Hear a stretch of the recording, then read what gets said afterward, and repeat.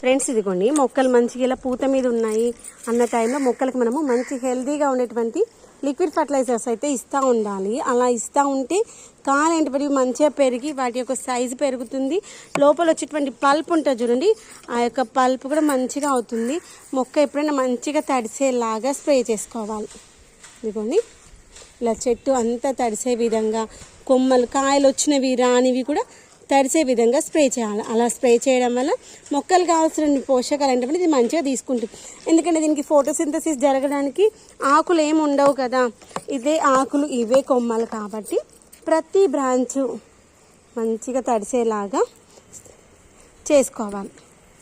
ఇంకోండి ఇక్కడ మనకి కాయలు మంచిగా వస్తున్నాయి కానీ ఇలాంటి ప్లేసెస్లో, కాయలు రాని ప్లేసెస్లో కూడా చేయాలి. ఎందుకంటే మళ్ళీ పూత రావడానికి ఉపయోగపడుతుంది. దాంతోపాటు దానికి కావాల్సినటువంటి పోషకాలది తయారు చేసుకోవడానికి, తర్వాత మొక్క హెల్తీగా ఉండడానికి, మొక్కకు పెస్ట్ రాకుండా ఉండడానికి కూడా చాలా బాగా పనిచేస్తుంది, గుర్తుపెట్టుకోండి.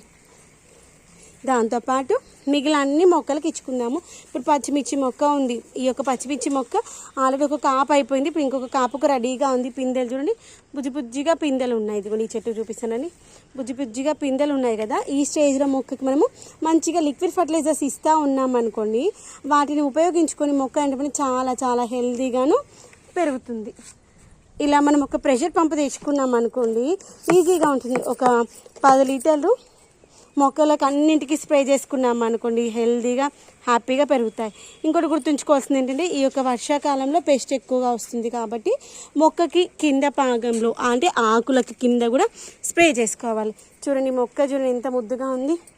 పెట్టింది చిన్న కంటైనర్, కిచెన్ కంపోస్ట్లో పెట్టాను. మొక్క చూడండి యాక్చువల్గా అది గ్రీన్గా ఉండాలి, అలా పర్పుల్ అండ్ గ్రీన్ కాంబినేషన్తో ఉంది. ఫ్లవర్స్ ఏమో మనకు అలా రెడ్డిష్లో వచ్చి ఎంత మంచిగా అనిపిస్తున్నాయి కదా.